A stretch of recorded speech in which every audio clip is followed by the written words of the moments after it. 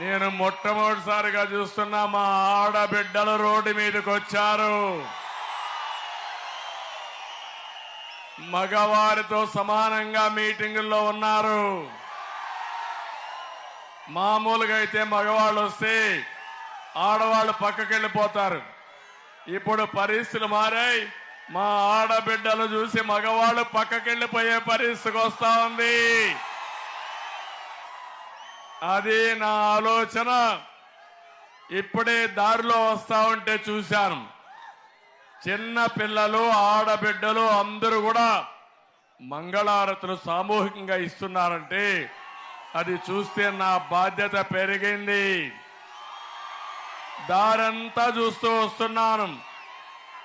చిన్న పిల్లలు తల్లిదండ్రుల భుజాల పైన పెట్టుకుని చంద్రన్న నా బిడ్డ భవిష్యత్తు నీ చేతుల్లో పెడుతున్నానని చెప్పినప్పుడు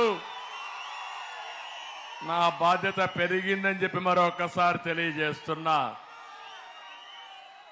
ఈరోజు మొట్టమొదటిసారిగా అందరికీ రంజాన్ శుభాకాంక్షలు.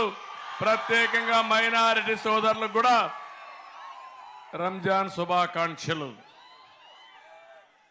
ప్రజాగళం వస్తే పెనమలూరు పోటెత్తింది. ఉయ్యూరు ఉర్రూతలూగింది. ఇది మార్పుకు సంకేతం, ప్రజలకు శుభసూచకం. 5 ఏళ్లు మీరందరూ నరక యాత్ర అనుభవించారు. మిమ్మల్ని ఆదుకోవడానికి, రాజకీయ నాయకులను కాపాడుకోవడానికి, సోషల్ యాక్టివిస్ట్కి అండగా ఉండడానికి నిద్ర లేని రాత్రులు గడిపా. కడాల నన్ను కూడా తీసుకుపోయి ఏం చేశారో మీరే చూశారు.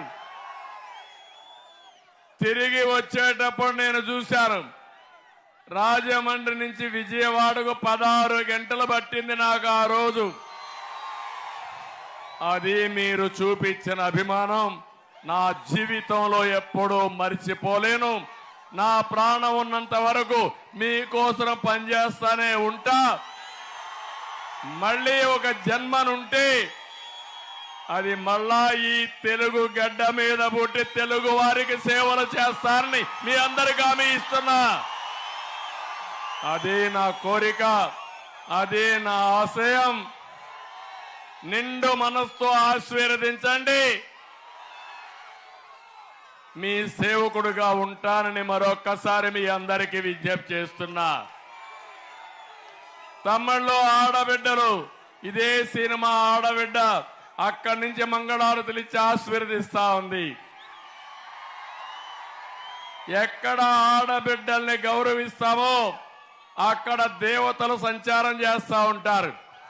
మా దేవతలే నన్ను ఆశీర్వదిస్తున్నారు, మా ఆడబిడ్డలు. దీనికంటే జీవితంలో ఏం కావాలని నేను అడుగుతున్నా. ఏ నాయకుడైనా మనం శాశ్వతం కాదు, మనం చేసిన పనులు శాశ్వతం. అవునా కాదా తమ్ముళ్ళు అని అడుగుతున్నా. ఒక నాయకుడు మంచి నాయకుడైతే మొత్తం ప్రజలందరూ బాగుపడతారు. ఇక్కడ కులాలు, మతాలు, ప్రాంతాలు కాదు ముఖ్యం, మానవత్వం ముఖ్యం అని చెప్పి మరొకసారి మీ అందరికీ విజ్ఞప్తి చేస్తున్నా.